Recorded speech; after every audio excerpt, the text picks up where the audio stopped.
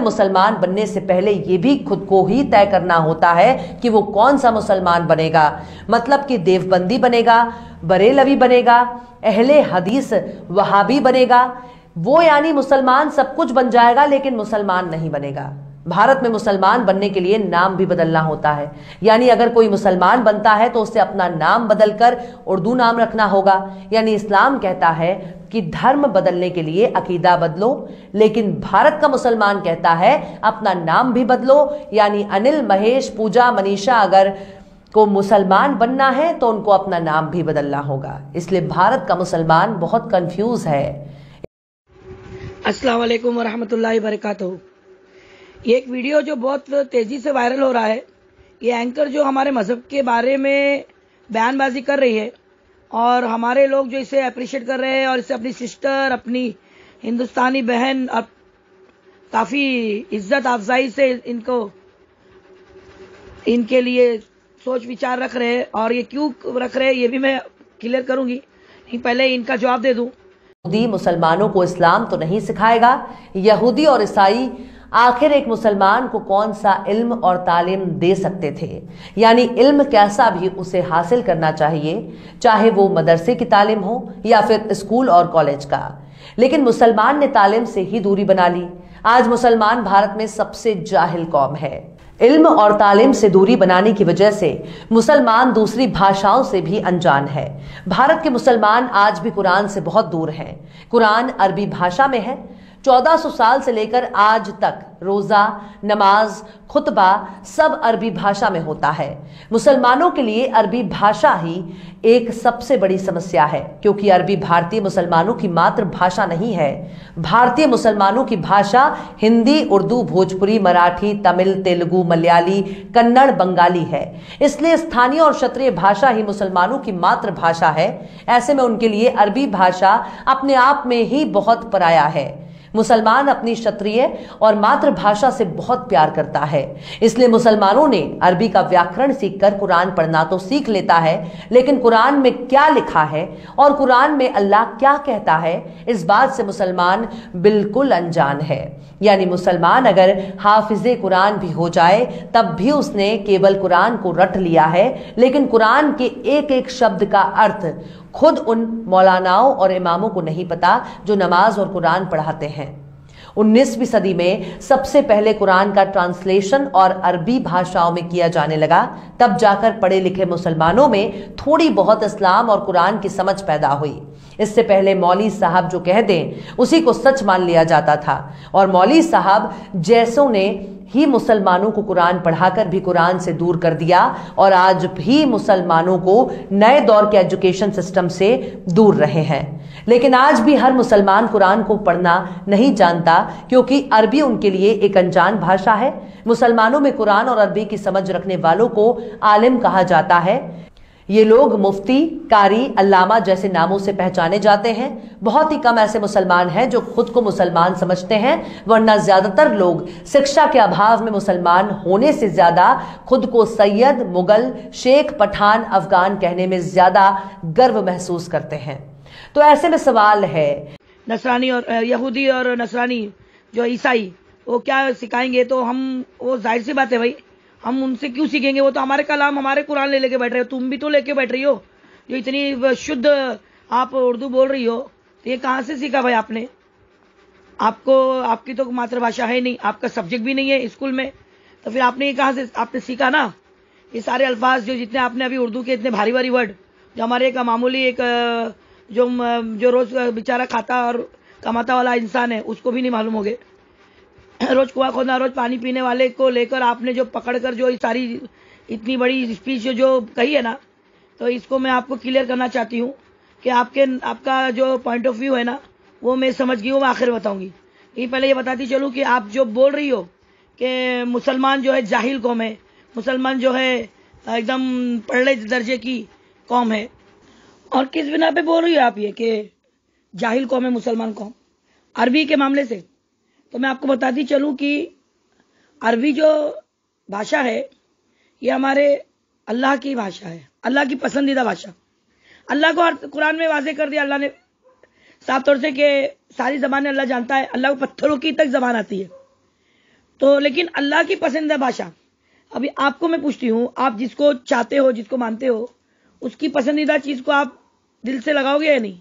तो इसलिए हम अरबी जबान को जो है दिल से लगाते हैं, बहुत मोतबर मानते हैं, क्योंकि हम जब मर जाएंगे ना, हमारी जबान हमें नहीं भी आती ना, तो हमें ये जबान अपने आप आ जाएगी, ये अल्लाह का वादा है। और कब्र में हमसे सवाल भी होंगे ना, वो अरबी में ही होंगे, समझे? वो भी हमारे छोटे से बच्चों को भी मालूम है वो क्या सवाल होंगे। और दूसरी बात, मुसलमान जो बोल रही हो, मुसलमान जो है वो मुसलमान मानने को तैयार नहीं है अपने आप को। तो मुसलमान भाई, फिरका वारियत की जो आप बात कर रही हो, जो टुकड़ों में सारी नसों के ऊपर आपने जो वार किया है ना, एक एक आपको क्लियर करूंगी, और मैं काफी हूं आपको। आप मत पहुंचो उतने दूर तक, हमारे मौलाना मुफ्ती आलिम फाजिल लोगों के तक औकात नहीं है तुम्हारी, समझिए। पहली बात तो तुम मुसलमान नहीं हो, क्योंकि तुमने इतनी बार जो हमारे नबी करीम मोहम्मद मुस्तफा सल्लल्लाहु अलैहि वसल्लम का नाम लिया, आपने कहीं भी सल्लल्लाहु अलैहि वसल्लम नहीं कहा। और तुम ये जितना हमारे बारे में ये टोपी लगाए हुए सारे हमारे इतने हमारे भाइयों की जो आपने इसमें तस्वीर डाली है, तुम्हारे खुद के सर के ऊपर पल्लो नहीं है, तो फरिश्ते तो का नुज़ुल तो जाहिर सी बात नहीं है, शैतान के कहे पर आप बोल रही हो, तो आपका जवाब देना बहुत जरूरी, क्योंकि हमारे भाई जो सिर्फ इसलिए आपको फॉरवर्ड करे क्योंकि वो समझ रहे कि जो तुमने कहा है ना, ये जाहिल सबसे जाहिल कौम मुसलमान है, तो ये बता रहे कि हम जाहिल नहीं है, ठीक है ना? तो मैं आपको इसका जवाब एक एक करके आपको दूं तो ज्यादा बेहतर होगा। अब जो अरबी भाषा है वो हमारी समस्या नहीं है, ठीक है, ये क्लियर कर दूं मैं आपको। आप बोल रहे कि अरबी भाषा इनको आती नहीं है, ये इन्होंने सीखी नहीं, तो मैं देखो एक बात बोलती हूँ, छोटा बच्चा भी हमारा है ना, उसको अरबी आती है, क्योंकि अल्लाह ने वादा किया इसे सिखाने को। और जबान, कोई और जबान इतनी जल्दी नहीं सीख सकता इंसान। मैं इंसान बोल रही, मुसलमान नहीं बोल रही। तू भी सीख सकती है, तू सीख ले, देखो अच्छे से आ जाएगी अरबी भाषा, इतनी जल्दी सीख जाएगी जितनी जल्दी कोई और भाषा नहीं सीख सकती। ये मेरा अल्लाह का वादा है, ये पढ़ाने वाले की नहीं, अल्लाह की तरफ से ये तोहफा है हर इंसान के लिए जो इसको हासिल करना चाहता है। अब वो नहीं जानता उसके बारे में, नहीं उसका तर्जुमा, और क्योंकि उसकी मादरी जबान नहीं है। हमारी मादरी जबान आपको क्या लगता है, तुझे क्या लगता है क्या है? हिंदुस्तान में तो हिंदी है, जाहिर सी बात है हिंदुस्तानी है, हम उर्दू के कायल है, हमको आती है, और उर्दू हमारी स्कूल का भी सब्जेक्ट उर्दू रहा है। लेकिन उर्दू के कितने लफ्ज पता है अरबी से मिलते, और अरबी सीखने के लिए कोई ज्यादा मेहनत की जरूरत नहीं है।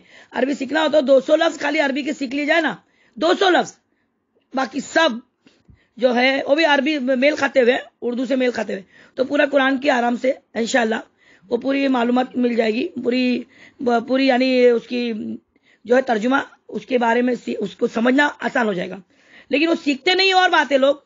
लेकिन तुझको एक मैं बात बता दूं कि मुसलमान चाहे ना तो वो कोई भी भाषा सीख सकता है। स्कूल में उसको नहीं चाहते हुए भी उसको मराठी सीखनी पड़ती है, नहीं चाहते हुए उसको गुजराती है, फिर इंग्लिश है, फिर और भी अगर वो उसके काम के इससे नजर से देखा जाए तो कॉलेजों में फिलिपीन भाषा है और फिर फ्रांस भाषा है, ये सब सीख सकता है। तो उसको किसने मना किया अरबी भाषा सीखने? क्योंकि अरबी का इस्तेमाल जो है उसको, अरबी से उर्दू का इस्तेमाल जो है कुरान समझने के लिए होगा। और सीखते हैं, क्यों नहीं सीखते भाई?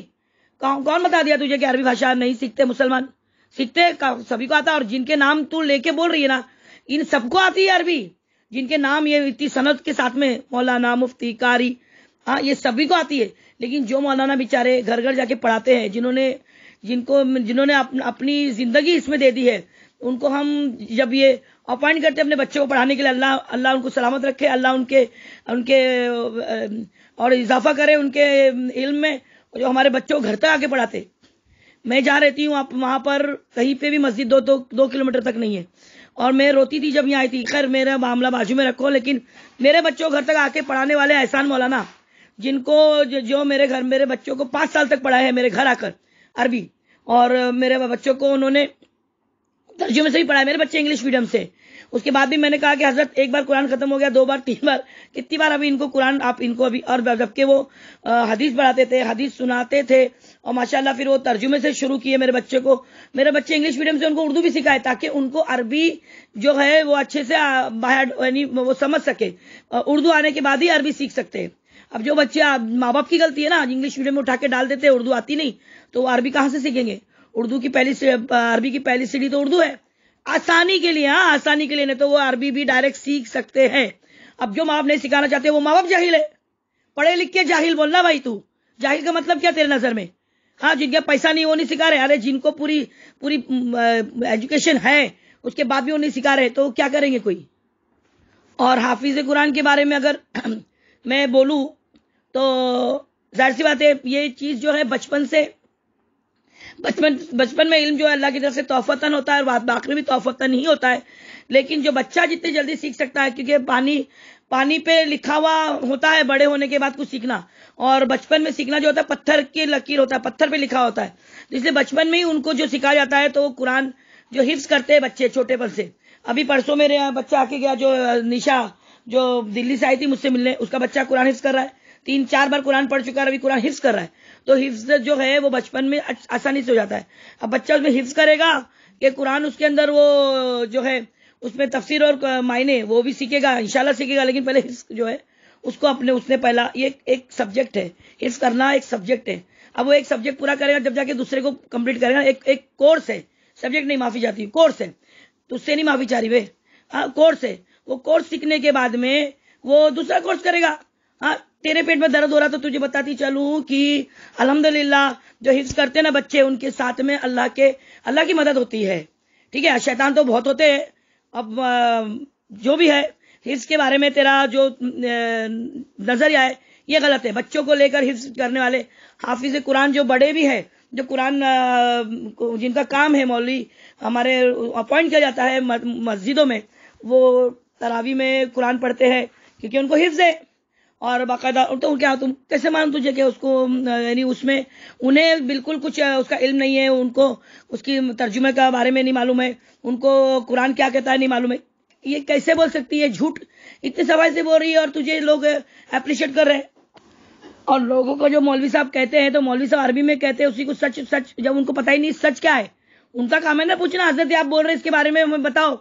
उनका काम है ना सीखना। सारा क्या फुक्कट में तुमको मस्जिद में नमाज पढ़ने मिल रही, फुक्कड़ में तुमको खुतबा मिल रहा, फुक्कड़ में तुम्हारे को पंखे के नीचे, एसी के नीचे सारी चीजें तो फ्री में मिल रही। और मौलाना बेचारे जो छोटे से हदिये पर पूरा अपना बच्चे भी पाल रहे, अपना घर भी देख रहे, अपनी जरूरत भी पूरी कर रहे, और वो बेचारे पूरी नमाजें पढ़ा रहे, पूरा वक्त मस्जिद को दे रहे, यहाँ तक कि झाड़ू भी मार ले रहे अगर कोई नहीं आया तो। हाँ, पूरी सफाई, साफ सफाई से लेके सारा कुछ तो अल्लाह के लिए कर रहे हैं उसमें। अब उसमें उनको पकड़ के बताना चाहिए, भाई मैंने ये जो बताया हूं इसका मतलब ये है और इसका बोलना ये है, इसके बारे में अल्लाह ये फरमाता है। वो भी करते हैं वो, समझिए आप। अब जब उनके पास में जिस लिए भेजा जाएगा बच्चों को अरबी पढ़ने, तो पहले अरबी पढ़ाएंगे ना। माँ बाप बोलना चाहिए ना कि हमारे बच्चों को आगे ये पढ़ाओ, और उसके ऊपर आप लोग जरा सी, तुम्हारे स्कूलों में इतनी फीस भरने के बाद भी उस सब्जेक्ट के लिए अलग से ट्यूशन लगाते हैं, और वो ट्यूशन फीस उससे कहीं ज्यादा होती है, स्कूल से कहीं ज्यादा होती है। क्यों? कि तुम्हारा बच्चा डब्बू है, तुम्हारा बच्चा बेवकूफ है, जो उस वक्त में, उस टाइम में वो नहीं सीख पाता है, और उसको वो सीखने के लिए सेपरेट और एक स्पेशल अटेंशन चाहिए। तो अपने बच्चों के लिए अगर जो माँ बाप कुरान पढ़ने भेजते फुकड़ में और कुछ मामूली हदिये पर, उसको कोई फीस नहीं बोलेंगे, मामूली, एकदम मामूली, जो स्कूल के मुकाबले में यानी 1% भी नहीं, उसके ऊपर आप लोग चाहते हैं कि सब कुछ सारा इल्म जो है घोलकर हजरत पिला देवे आपके बच्चों को। वाह भाई, ये तो बहुत अच्छी बात है। कहां से, किसने बताया, किसके पास बैठकर ये सुन के आई है? घड़ी में बोलती है इल्म सीखने वाले जो है इनमें वो मौलाना, मुफ्ती, कारी के नाम से पहचाने जाते हैं। घड़ी में बोलती है कि इन मौलाना को पता नहीं कि कुरान में क्या लिखा है, तर्जुमा नहीं जानते हैं, अल्लाह क्या फरमाता है। भाई क्या बोलूं मैं इसको, मुसलमान अपने आप को सैयद और खान पठान कहने में ज्यादा अपने आप को गर्व महसूस करते हैं। अरे भाई, तेरे यहाँ पे भी तो ब्राह्मण, और तुम लोग हिंदू है, क्यों नहीं बोलते हिंदू, क्यों बोलते हो हम अपना ब्राह्मण? फिर वो कौन कौन से जाति के, गुजराती जो भी है, यानी अपने आप में जितने भी आपकी कास्ट है, बड़े बड़े और छोटे जो भी है, उसी नाम से तुम लोग भी तो पहचाने जाते हो। तो ये जो है, ये मुसलमान का उसमें क्या लेना देना? मुसलमान बनता नहीं है, पहली बात तो ये सुन ले, मुसलमान पैदा होता है, और वो मुसलमान पैदा हुआ है, वो उसके ऊपर इनाम है। वो बनता जो है, वो फिरका जो है, वो एक खानदान होता है, खानदान जो उसके कुंबा बोलते हैं ना, उस नस्ल, उस तबके से वो चला आ रहा है। सैयद है तो सैयद के कुंबे से, काफिले से, और खान है तो खान से। तो वो गर्व महसूस करने की क्या बात है? जब उसके खानदान में अच्छे बड़े बड़े तीर मार खा रहे होंगे तो गर्व महसूस करेगा। और मुसलमान तो वो जो है वो तो पैदाइशी है, उसको बनने की क्या जरूरत है मुसलमान? ऐसी जाहिल, बदकार और जातिवाद से दूषित कौम को आप किस नजरिए से मुसलमान कहते हैं? जातिवाद के अलावा भी भारतीय मुसलमानों में एक और बीमारी ने बहुत ही तेजी से पांव पसार लिए हैं और उसका नाम है फिरका परस्ती। मुसलमानों को धक्के मारकर पीछे धकेलने में जातिवाद और वैचारिक मतभेद की बहुत बड़ी भूमिका है। मुसलमानों में सबसे ज्यादा जातिवाद और मसलक फिरके हैं। इन्हें आप वैचारिक मतभेद वाले संगठन या फिर विचारधारा कह सकते हैं। इनको देवबंदी, वहाबी, बरेलवी के नाम से भी पहचाना जा सकता है। आपको ये बात सुनकर भी बहुत हंसी आएगी कि भारत का मुसलमान ही विचारधारा के आधार पर एक दूसरे को मुसलमान नहीं मानते। आप सोच रहे होंगे, अगर ये लोग एक दूसरे को मुसलमान नहीं मानते तो फिर क्या मानते हैं? दरअसल ये लोग एक दूसरे को काफिर और गैर मुस्लिम मानते हैं।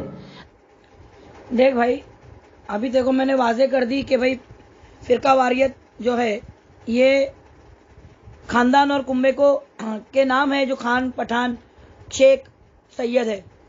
तो जो ये हमारे जो बड़े बड़े जो खानदान है, इनको तू बताएगी कि मुसलमान नहीं है ये खानदान, तो तुम्हारे इसमें जो है वो जातिवाद तो तुम में ज्यादा है। एक मुसलमान, जब काबे की बात नहीं कर रही, मस्जिद की बात कर रही हूँ, जो हर 4 कदम पे अल्लाह के हुक्म से बनी है, वहां पर कोई मुसलमान चला जाए, कोई भी फिरके का हो, कोई भी मसलक का हो, कोई भी छोटा बड़ा एक ठेले वाला हो, चाहे करोड़पति हो, एक सफ में खड़े होते हैं, एक सफ में। जातिवादी कहां से आई बाबा? जातिवादी अगर रहती तो मेरे को बताना। और वो मैले कुचेले कपड़े वाले को पीछे ढकेल देते, बच्चों को पीछे करते हैं कि भाई वो बच्चे मस्ती करते हैं और वो कुछ ना कुछ शरारतें करते बोल के।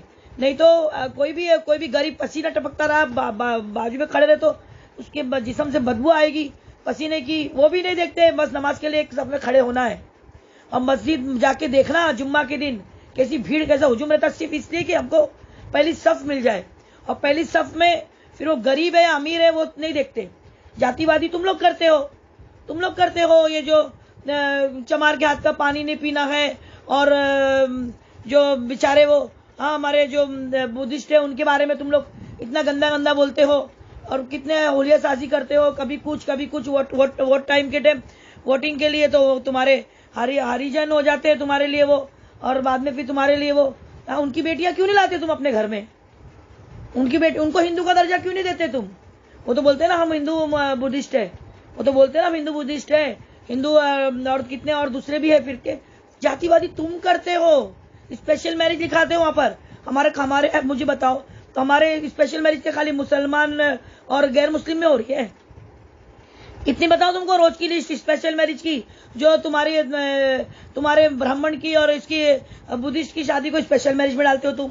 हमारा मुसलमान का बता लेना भाई तू कि भाई कोई खान और सैयद की स्पेशल मैरिज में जा रही है, कि कोई क्या बोलते जो भी खानदान से है, जो भी तेरे नजर में फिरका, अरे फिरके का फिर बोलती वहाबी मसलक और हनफी मसलक, और अभी इनको बोलते हम काफिर बोलते हैं एक दूसरे को। कहा सुनी बाबा तूने? कहा सुनिया? तेरे को नहीं बोल रहे काफिर, सोच इतना भोंक रही है तू, तेरे को काफिर नहीं बोल रहे जबकि तू हमारे मजहब की नहीं है। देखो सिस्टर, देखो कितनी इज्जत एहतराम से तेरा नाम लिया जा रहा है, तेरी वाहवाही की जा रही है। मैंने तेरे जवाब से पहले मैंने अपने ग्रुप में अपने लोगों में तेरी पूरी वीडियो डाली हूँ, तो वहां से मुझे कितनी बाप रे वाह माशाल्लाह क्या क्या बोल के लिखा जा रहा है। कितना तेरे को लोग देख कितना तेरे जैसी को हजम कर ले रहे। तो मत करो भाई, हमारे में लड़ाई फसाद डालने की कोशिश मत करो। हम एक दूसरे को काफिर हम गैर को, हिंदू को काफिर नहीं बोलते। मेरा मजहब वो मजहब है जिसमें गैर को, जो अल्लाह का इनकार करने वालों को भी काफिर बोलने की मनाही है। हमें काफिर को भी काफिर बोलने की मनाही है, और हिंदू कोई काफिर नहीं है। सुन ले, हिंदू काफिर नहीं है, और कोई भी अल्लाह का इनकार करने वालों को, हमको जब कुरान में लिखा है कि उनको काफिर मत बोलो। पहली बात तो तेरे पास में काफिर की डेफिनेशन क्या है, चल बता। काफिर का मतलब क्या है? एक शायर बोलता है कि रात काफिर है, ये जिसने चांद को जिसने अपने अंदर छुपा लिया। ये जमीन काफिर है जिसने बीज, किसान बोलता है जमीन काफिर है जो बीज को छुपा लेती है। काफिर का मतलब होता है छुपाना। सुन ले, काफिर का मतलब होता है छुपाना। छुपाना बोले तो अल्लाह की पहचान को छुपाकर, अल्लाह को नहीं मानकर, अल्लाह का इनकार करने वाले को काफिर बोला जाता है हमारे इसमें। जैसे काफिर एक छुपाना होता है, जो जमीन में बीज छुपा दिया किसान ने, वो काफिर हो गया, जमीन से काफिर है। आसमान ने छुपा ली दिन को रात, तो वो काफिर हो गई। तो क्या वो क्या हिंदू हो गई? अरे हट्टेली, मेरी बात सुन। मैं कुरान 30 पारे अल्हम्दुलिल्लाह सुम्मा अल्हम्दुलिल्लाह फरद हाशमी आपा से मैंने, फरद हाशमी आपा जो लंदन में है फिलहाल में, उनसे मैंने बाकायदा तफसीर और मायने तर्जुमा सब सीखी हूँ। 30 पारे पूरे कंप्लीट की हूँ। और इस उम्र में की हूँ। इस उम्र में तो अभी 2010 से मैंने शुरू किया था और मुझे 2013 तक मेरा कंप्लीट हुआ है। लेकिन और देख बाबा, मैं मेरा इल्म बताने के लिए मैं तुझे नहीं, मेरे बारे में तुझे बताने के लिए नहीं मैं रिकॉर्ड कर रही हूँ। तो ये फिरका वारियत की जो बात कर रही है ना, ये तो तुझे वाज़ेह हो गया। अब दूसरी बात, ये जो एक दूसरे को काफिर हम बोलते नहीं है, तुझे नहीं बोल रहे तो किसी और को क्या बोलेंगे, ये भी तेरे को जवाब मिल गया। दरअसल हर देवबंदी, वहाबी, बरेलवी एक दूसरे को अपना वैचारिक दुश्मन मानते हैं, एक दूसरे के खिलाफ फतवे जारी करते रहते हैं। भारत के मुसलमान इतने निर्लज्ज हो चुके हैं कि इन्होंने विचारधारा के आधार पर अपनी अपनी मस्जिदें भी बनवा ली हैं। हर विचारधारा वाला व्यक्ति दूसरे विचारधारा वालों की मस्जिद में नमाज पढ़ने से परहेज करता है। एक फिरका तो खुद को बरेलवी कहता है और कहता है कि जो मुसलमान बरेलवी नहीं वो मुसलमान ही नहीं। अरे बाबा, जो मस्जिद बनाएगा, जिसने मस्जिद में अपना कंट्रीब्यूशन, अपना पैसा डाला है, तो वो अगर वो कोई खानदान से अगर ताल्लुक रखता है, बड़े खानदान से, और पैसे वाला खानदान से ताल्लुक रखे ना भाई, कोई स्मगलर तो जाके मस्जिद नहीं बना रहा। अरे हमारे मस्जिदों में हराम पैसा भी नहीं लगता, एक दीवार भी नहीं लगती। वो अल्लाह उसको जन्नत नसीब करे, जो दिलीप कुमार जिनको बोलते हो, हाँ, वो यूसुफ खान, वो हज को नहीं गए, उनको फतवा दे दिया कि तुम्हारा हज कबूल नहीं, क्योंकि तुम्हारी कमाई जो है हलाल नहीं है। वो बेचारे ने अपने पूरी जिंदगी फिल्म सिटी के बाद में उन्होंने बच्चों को अरबी पढ़ाने में देकर उसके पैसे हदिया जमा करके वो हज पे गए अपनी बीवी को लेके। तो वो समझता तू क्या बोलती? ये मस्जिद अगर किसी ने बनाया है और उसका नाम अगर वो खान है या पठान है या वो जो भी मसलक से है, बरेलवी और देवबंदी का, तो तू लड़ाई में मत पकड़ की पिट जाएगी, समझी। और अहले हदीस ये सब तू ला रही है ना, मालूमात पहले निकाल ले अच्छे से, समझी। सब एक है, कोई नहीं अलग है, सबका कलमा एक है, अल्लाह एक है, रसूल एक है। थोड़ा नजरिया अलग है, थोड़ी उनमें थोड़ी जो भी ये गिलास इतना भरा और इतना कम की बात चल रही है, मगर हम बोल तो रहे ना पानी है। अबे तुम लोग तो सिरे से इनकार करते हो कि पानी नहीं है, वो तुम लोग का क्या करने का? तो एक दूसरे का हम क्या करेंगे, एक दूसरे के खिलाफ बात करेंगे भी तो क्या करेंगे? हमारा आपस का मामला हम देख लेंगे ना, तू काय को बीच में कूद रही, हम देख लेंगे, समझी। हमको मत बता कि हम बरेलवी और देवबंदी और अहले हदीस ये तीन को लाके जो तूने वो लड़ाई मारने की कोशिश करी ना, तो ये ऐसी है गलतफहमी में रहना नहीं। हम सब एक है, अल्हम्दुलिल्लाह सुम्मा अल्हम्दुलिल्लाह। मैं काम कर रही हूँ इनके साथ, सभी के साथ काम कर रही हूँ। सारे मसलक के लोग मेरे साथ में जुड़े हैं और सारे लोगों से मेरी रोज बात होती है, रोज मेरी, हम एक मुसलमान होकर बात करते हैं, और क्योंकि हम मुसलमान पैदा हुए, समझी। और ये जो मसलक से तू बोल रही ना, बरेलवी, अहले हदीस और वहाबी और सुन्नी और 24, तो ये सब और बरेलवी और देवबंदी में ही आते हैं, और ये अहले हदीस भी इसी में आते हैं। ये दोनों को ही लेके चल तू, क्योंकि दो मरकज है, ये मरकज, समझी। ये दो जगह जो हिंदुस्तान में बहुत मोतबर, जहां पर से इल्म फैला, दीन फैला, जहां पर मदरसे है, बड़े बड़े मदारिस आज भी है, और वो लोग अपने बच्चों को उन्होंने तालीम वहां से देकर बड़े बड़े आलिम और मुफ्ती फाजिल वहां से निकले हैं, और उनको तो जाहिल बोल रही है। घड़ी में जाहिल बोलती है, घड़ी बोलती है, वो लोग किसी को बताते नहीं। और दूसरी बात को बताती चलूं कि हमारे मौलानाओं ने हमारे बच्चों को सिखाया अरबी, जो उनको आता इल्म, अपना इल्म पूरा दे दिया, क्योंकि हमारा मजहब ही कहता है कि सिखाओ, पढ़ो, समझिए। हमारे मजहब का पहला रुकन है। तुम्हारा क्या है? तुम्हारा एक पंडित जो उसको भाषा आती है, और तुम्हारी भाषा तुमको समझती क्या? तुम्हारी भाषा है क्या? ये तुम्हारी ब्राह्मण की भाषा, तुम्हारी श्लोक जो बोलते हैं तुम लोग, हम नमाज अरबी पढ़ते हैं, हमारी अरबी भाषा में हम जाहिल करार दे दी, तो तू सबसे बड़ी जाहिल। तेरा एक श्लोक पढ़ के बताती, तो उसका मेरे को मतलब बता चल। हाँ, तेरे को आता है क्या? क्यों नहीं सीखी तू? अरे तूने तो श्लोक भी नहीं सीखी, वो श्लोक भी, उसके भी तुम लोग मोहताज है कि उसको पढ़ाने के लिए तुमको पंडित अपॉइंट करना पड़ता है। तुम्हारे मरने पे, तुम्हारे जीने पे, तुम्हारे मुंडन पे, तुम्हारे क्या बोलते हैं, विवाह पे, तुम्हारे फंक्शन पे, सारी चीजों में, तो नामकरण पे, हाँ, शुद्धिकरण पे, पता नहीं कौन कौन से करण, अर्जुन, सब पे तुम्हारे को लगते हैं क्या नहीं लगते? सही बोलना। अल्लाह, मैं आपके मजहब को मैं एहतराम करती हूँ, और एहतरामन ये बात बोल रही हूँ कि आपके पंडितों ने आपको इल्म क्यों नहीं सिखाया? फुकड़ में सिखा देते हैं, हदिया लेके सिखाते हैं, पैसा लेके सिखा। आप क्यों नहीं सिखा? वो सिखाना चाहे भी तो आप सीखोगे नहीं ना, क्योंकि आपके पास टाइम नहीं है। आपको बड़ी बड़ी डिग्रियां लेनी है, आपको बड़े बड़े डॉक्टर और आपको बड़े बड़ी पोस्ट सनद लेनी है। आपको अपने मजहब की सनद नहीं चाहिए। आपको अगर ये काम की जरूरत पड़ती है तो आपके लिए पंडित है, उनको दक्षिणा दे के आप बुला लो और उनसे काम करा के उनको बता दो। क्या इज्जत करते तुम अपने पंडितों की? उनके घर जाके झांको, उनकी हालत जाके देखो, उनके बदन देखो, हड्डियां झांकती है, उनके हड्डियां दिखती है चमड़ियों में से, उनके हाल देखो। क्या देते हो तुम उनको भी? इतना कुछ नहीं। हमारे मौलाना तो भी अल्लाह का एहसान है, उनको देखो, क्योंकि बेचारे वो भी वही हिसाब से ही वो तुम्हारे साथ में बराबर है, जैसे को तैसा। नहीं सिखाते हो लोग, क्यों सिखाएंगे? हाँ, अगर वो भी सिखा देंगे तो भूखे मरेंगे बेचारे। वो दक्षिणा के नाम पे जो मिल रहा है, उनका घर चल रहा है, उनके बच्चे पल रहे, क्योंकि बेचारे ब्राह्मण इतनी बड़ी जात के वो क्या काम करेंगे अगर वही काम भी छोड़ देंगे, तुमको सिखा देंगे तो। हाँ, तो साले तुम तो सीधा टेप लगा के वो चालू करके वो भी पैसा बचा लेते हो। और वहां पे जाके तुम्हारे को जरा किसी ने बोला अरे क्या कर रहे हो, बुला के पंडित को थोड़ा दक्षिणा जाएगी, तो फिर अब मूर्तियां, लाखों की तो मूर्तियां बिठा देते हो, लाखों रुपया खर्च करते हो। बाद में सोचते अरे पानी में डालने से अच्छा अभी लॉजिक लाए तुमने कि मूर्ति में क्यों पैसा खर्चा करे, तो वो राधे माँ को बुला के बिठा देते हो। हाँ, असली मूर्ति, हाँ, एंटरटेनमेंट भी और सब कुछ, यानी पैसा खर्चा ही नहीं। लाखों रुपए का जो भी देना है उसको बता देते, पहले फिक्स कर देते कि भाई लोग तुझे देके जाएंगे, हमसे कुछ लेना नहीं। और कुछ तो ऐसे भी होंगे जो बोलते होंगे कि जो आएगा ना उसमें से हमको इतना देना, वो बोल के बिठाते होंगे। मूर्तियां भी तुम लोगों ने अपॉइंट कर ली है इंसानी रूप में। कहां से तुम लोगों ने कैसी हुलियासाजी करके अपने मजहब को जो तुम लोगों ने बदनाम किया है, हमारे मजहब तक मत आओ, समझे? मत छेड़ो यार हमको। और कभी भी जन्नत में नहीं जाएगा, यानी जन्नत का एकमात्र दावेदार वो खुद को मानता है।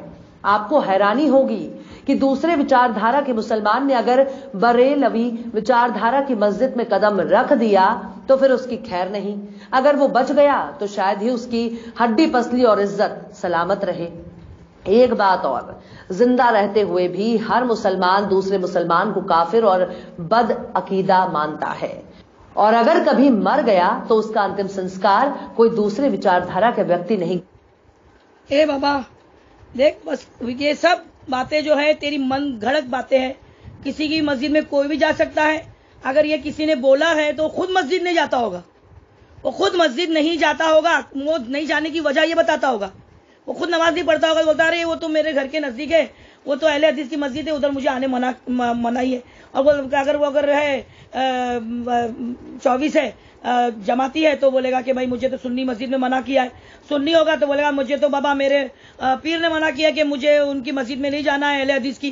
तो भाई जिसको नहीं पढ़ना है ना उसके 100 बहाने, जिसको पढ़ना है ना तो वो रास्ते पे भी नमाज पढ़ता। हम पढ़ते, उन्हीं कमिश्नर ऑफिस में मैंने नमाज पढ़ी, मेरा रोजा था, मैंने वही रोजा, मेरे पर्स में खजूर थी, मैंने वो खा के, वो खजूर और चॉकलेट थी, वो चॉकलेट खजूर नहीं थी, चॉकलेट थी, चॉकलेट खा के मैंने रोजा खोला है। पानी मैंने गाड़ी से मंगाया, पिया है, क्योंकि 5 बज गया तो ऊपर किसी को जाने नहीं देते। फिर मेरे बच्चे को भेज के पानी मंगाया, अगर मैं नीचे उतर गई तो मुझे वापस आने नहीं देंगे बोल के, वही मैंने नमाज पढ़ी है।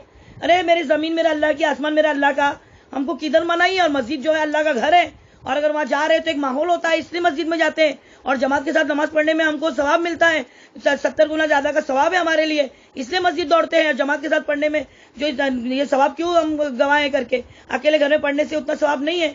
तो उसमें ये हुलिया सारी ये जो तुझे बताया गया ना, ये सरासर गलत है बहन मेरी, समझी?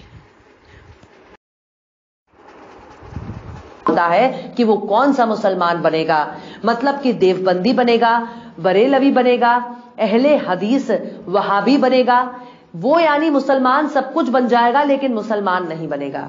भारत में मुसलमान बनने के लिए नाम भी बदलना होता है, यानी अगर कोई मुसलमान बनता है तो उसे अपना नाम बदलकर उर्दू नाम रखना होगा। यानी इस्लाम कहता है कि धर्म बदलने के लिए अकीदा बदलो, लेकिन भारत का मुसलमान कहता है अपना नाम भी बदलो। यानी अनिल, महेश, पूजा, मनीषा अगर को मुसलमान बनना है तो उनको अपना नाम भी बदलना होगा। मुसलमान बहुत कंफ्यूज है। आई ना असलियत पर, आई ना हकीकत पर, इतना बोलने के बाद में आखिर में तूने अपना शोशा, अपना मंशा जो था वो छोड़ी ना तूने। तुझे ये बताना है कि जो गैर मजहब से लड़के लड़कियां आते हैं मुसलमान बनने के लिए, वो सावधान हो जाए, क्योंकि वो मुसलमान नहीं बन रहे, वो बन रहे हैं। उनको पहले तय करना होगा, अनिल, महेश, पता नहीं क्या क्या नाम ली ना तूने अभी, कि उनको पहले ये डिसाइड करना होगा कि उसको क्या बनना है। मुसलमान नहीं बन सकता जब तक वो बरेलवी, हनफी का, सुन्नी और ये सब चीजों में से एक फिरके को ना चुन ले। और ये डरा रही है कि अगर तूने किसी एक फिरके को चुन भी ली तो दूसरा फिरका जो तुझे वो काफिर कहलाएगा, तू मुसलमान होगा ही नहीं। अगर तूने किसी और तूने अगर एक फिरका एक खानदान को चुन लिया ना तो भी तू मुसलमान नहीं हो, क्योंकि एक फिरका दूसरे फिरके को काफिर बोलता है, तो तू तो वैसे भी काफिर है। ये बोलना चाहती हो? ऐसा बोलो ना यार, क्या तुम किधर घुमा के कितना घुमा फिरा के पूरा 5-6 मिनट खा गई लोगों के भी, हमारे भी, सारे मुसलमानों के, और बाद में अपने लोगों के लिए पैगाम छोड़ रही है कि तुमने मुसलमान बनना हो तो सावधान सावधान कि तुम मुसलमान नहीं बन सकते, क्योंकि तुम दूसरे की नजर में, तुमसे मुसलमान के दूसरे फिरके की नजर में तुम काफिर हो। तो भाई हम किसी को मुसलमान बनाने की हमारी इच्छा भी नहीं है, हम किसी को अपने मजहब में बुला भी नहीं रहे। अल्लाह को जिसको चुनना है ना, अल्लाह उसके दिल में खुद डालेगा और खुद पढ़ेगा और खुद करेगा। बंद कोठरी, बंद कमरे में, जमीन के बीच में, पाताल में भी होगा ना, तो अल्लाह का कलाम वो खुद सीखेगा। किसी को जाकर उसको पकड़कर मुसलमान बनाने की हमको जरूरत नहीं है। लेकिन भारत का मुसलमान कहता है अपना नाम भी बदलो, यानी अनिल, महेश, पूजा, मनीषा अगर को मुसलमान बनना है तो उनको अपना नाम भी बदलना होगा। इसलिए भारत का मुसलमान बहुत कंफ्यूज है। इनके कुछ उलेमाओं को अगर छोड़ दिया जाए तो ज्यादातर एक दूसरे को नफरत की निगाह से देखते हैं, यहां तक कि एक दूसरे का पानी भी नहीं पी सकते। हर फिरका दूसरे फिरके वाले से सलाम भी नहीं कर सकता, क्योंकि इसे गुनाह माना जाएगा। अरे हम गैर को सलाम करते हैं, गैर को भी सलाम करने का हमको हुक्म है। हम गैर मुस्लिम को भी सलाम करते हैं। हम नमस्ते नहीं करते, क्योंकि नमस्ते का मतलब होता है झुककर आदर करना। तो मुसलमान अल्लाह के साथ किसी के आगे नहीं झुकता। इसलिए कितने बड़े से बड़े भी अगर शख्सियत मुझे अगर गैर कौम की नमस्ते कहती ना, मैं जवाब नहीं देती, मैं खामोशी इख्तियार कर लेती हूँ। और जब मेरे उनके ताल्लुकात अच्छे हो जाते हैं तो मैं उनसे कहती हूँ कि आप सलाम की आदत डाल लीजिए। और सलाम का मतलब ये है अस्सलाम वालेकुम रहमतुल्लाहि बरकातुहू। हम लोग ये इतना बड़ा तो नहीं करते आपको, लेकिन अस्सलाम वालेकुम कहते हैं कि आपको अल्लाह की सलामती हो। भाई आपको सलामती किसी को भेजना गुनाह थोड़ी है। और जब आप लोगों को सलाम करते तो हम अपने मजहब के लोगों को सलाम करना हम यानी गुनाह समझेंगे? क्या हटेली यार, कसम से। इनके कुछ उलेमा तो अक्सर पैगंबर मोहम्मद की शान में गुस्ताखी भी कर चुके हैं। आप चाहें तो उसकी तस्दीक खुद भी कर सकते हैं। अरे कुछ भी मत बोल, शान में गुस्ताखी करने वाले उलमा नहीं हो। तेरे गोदी में तुम लोग के वो गोदी में बैठा हुआ वो रिजवी किधर का आलिम है भाई? वो जिसने गुस्ताखी किया रसूल पाक सल्लल्लाहु अलैहि वसल्लम की शान में, वो क्या बहुत बड़ा आलिम है? वो जाहिल है वो। और रसूल पाक सल्लल्लाहु अलैहि वसल्लम की गुस्ताखी करने वाले की उसको ये सनद से तो जोड़ी मत। कोई आलिम, मुफ्ती, कारी जो अल्लाह से ताल्लुक जिनका बन चुका है, वो अल्लाह की शान में कभी गुस्ताखी कर नहीं सकता। गुस्ताखी किसको कहते हैं? तुम्हारे मजहब में देखो, जो अपने जो है जिनको आप मानते हो, हाँ, उनके बारे में जोक बनाते हो, गालियां बकते हो। अगर तुमको कुछ ना दे, तुम्हारी अगर इच्छा ना पूरी हो, तुम्हारी मन्नत ना पूरी हो, तो तुम गाली बकते हो, उसको छोड़ के दूसरे की तरफ मुतवज्जा हो जाते हो। हाँ, तो और जोक बनते हैं, फिल्में बनती है, कितनी फिल्में, कितनी कॉमेडी चलती है तुम लोगों में। इतनी हिम्मत, नौजबिल्ला सुम्मा नौजबिल्ला, जिसकी तुम पूजा करते हो, जिनके आगे झुकते हो, जिनको मानते हो, उनको तुम कैसे मजाक में बना सकते हो? वो तुम्हारे एंटरटेनमेंट का जरिया है, जो तुम्हारे को खिला रहा पिला रहा, तुम्हारे को सब कुछ दे रहा, तुम्हारे बोलने के मुताबिक बोल रही हूँ। हाँ, जब तुम्हारा इतना बड़ा यकीदा है उनके ऊपर, तो उनके साथ ऐसा तुम करोगे सुलूक? उन लोग अगर वो बेचारे अपनी तरफ से आवाज नहीं उठा सकते, वो जो भी थे अपना एक वक्त गुजार के दुनिया से चले गए, जो देना था और अल्लाह का पैगाम उन्होंने दे दिया, और वो पैगाम देने आए थे। हाँ, राम जब बाकायदा राजा रह के गुजरे हैं श्री राम, उनकी जो जगह है, वो जो उनके भाई जो मेरे डैडी डॉक्टर थे, उन्होंने हमें बताया था ये बात। मेरी माँ को बताई थी। हम तो 8 साल की थी जब मेरे वालिद का इंतकाल हो गया, पर मेरी माँ को बताते थे, मेरे दादा को उन्होंने बताई थी सारी बातें कि 2 भाई थे और बहुत प्यार था दोनों में। सौतेले होने के बाद में इतना प्यार था, इसलिए वो इतने फेमस हो गए। और उनका इतना जो उनकी इतने धार्मिक, इतने सुलझे हुए इंसान और इतने मोतबर शख्सियत थी वो। हाँ, उनकी कहीं भी बातें तो कहीं मानते नहीं हो, और उनके नाम से कितने गंदे कमेंट, कितने गंदे उनके बेटों के नाम से जोक बनाए हैं, उनके नाम से जोक बनाए हैं, माँ सीता के नाम से जोक बनाए, और तुम्हारे इनके नाम से जोक बनाए। हाँ, इतनी तुम्हारे मोतबर शख्सियत, इतने राजा महाराज इनके दिए को खा रहे हो, इनके दिए पे आज तक उनकी मूर्तियों पे खा रहे हो, बना रहे हो पैसा, मंदिरें बनाकर खूब तरक्कियां कर ली लोगों ने, इतने बड़े बड़े महल तैयार कर लिए उनके नाम से। और उनको कितना गलत उनके साथ में तुम लोग, हम ऐसा नहीं कर सकते। हम किसी भी हमारे पैगंबर के बारे में भी नहीं सुन सकते। हमारे रसूल पाक सल्लल्लाहु अलैहि वसल्लम की शान में गुस्ताखी की बात करती है। अरे उनके लिए हमारी जानें हाजिर है। ये लोग इतने अंधे हो चुके हैं कि वो मुसलमानों को ही मुसलमान नहीं मानते बल्कि उन्हें काफिर कहते हैं। तो ये है, अगर भाई तुझे काफिर नहीं कहा ना अभी तक किसी ने, तो हम किसी को काफिर नहीं कहते, ये इसका जवाब हो गया। ठीक है, भारतीय मुसलमानों की एकता और अखंडता। भारत में ज्यादातर आबादी ग्रामीण है जो आपस में फिरका परस्ती और मसलक के आधार पर बटे हुए हैं, तो वहीं दूसरी तरफ जातिवाद इनकी नसों में कूट कूट कर भरा है। भारतीय मुसलमानों के जैसे ही अखंड भारत के मुसलमान, लेकिन भारत का मुसलमान अब जो है यहाँ पे इसका बयान खत्म हो गया है। अब हम जातिवादी के अंदर बटे हुए हैं, ये सारा मैंने क्लियर कर दिया। मैं आप लोगों से ये बात की गुजारिश करूंगी कि आप लोग ये ऐसे लोगों को प्रमोट करते हो ना, बंद करो। अपने आप को जाहिल नहीं साबित करने के लिए इसको आप लोग आगे आगे इसकी जो है लाल मत करो। अल्लाह के वास्ते हमारे इतने बड़े मोतबर शख्सियतों के नाम लेके इसने जो हाथ जूते में रख के भी नहीं खुला खुला मार रही है। हाँ, और हम लोग बेवकूफों जैसा आगे आगे पहुंचा रहे हैं। हमारी बहन, सिस्टर, एंकर, अरे है कौन? हाँ, ये है कौन? ये इतने इतने लफ्ज जो इसने तस्दीक और फतवा और ये सारी चीजें इसको मालूम कहाँ से पड़ी? इसको किसने सिखाया, किसने बताया? ये भी किसी के बोलने पे ये पैसा लेके बैठी हुई है। और मैं फुकड़ में जो बात कर रही हूँ ना, अगर मेरी बात में अगर सच्चाई, तो मेरा अल्लाह इस बात को आपके दिलों में घर बनाएगा। आपके दिलों में ऐसी लोगों की नफरत, ऐसे लोगों को पहचानने की सलाहियत डालेगा। आपके जहन को वाजे करेगा कि देखो तुम्हारे मजहब के साथ कैसे खेला जा रहा है, तुम्हारे मजहब को किस तरीके से उछाला जा रहा है, फिरका वारियत के नाम पे तुम्हें टोन दिए जा रहे हैं, और गैर मजहब के आने वालों के लिए कैसे सावधानी के वे लोग सावधान रहने के, सतर्क रहने की ये लोग घोषणा कर रहे हैं खुलेआम। तुम्हारे लोगों को जूते मारने के बाद में ये लोग अपने लोगों को बता रहे कि देखो, तो हम किसी को हमारे मजहब में लाने की हमारी इच्छा भी नहीं है, और ना हम ये हमारे मौलाना, मुफ्ती, आलिम लोग इस काम में लगे। हमें हमारे लोगों को सिखाना और हमारे लोगों को बताना ही मुश्किल पड़ा, तो हम तुम्हारे लोगों को क्या लाएंगे भाई? और हमको जाहिल कहने वाले अभी अपने गिरबान में झांको। ये इस जवाब के साथ मैं शबीना कुरैशी, अस्सलाम वालेकुम व रहमतुल्लाहि व बरकातहू।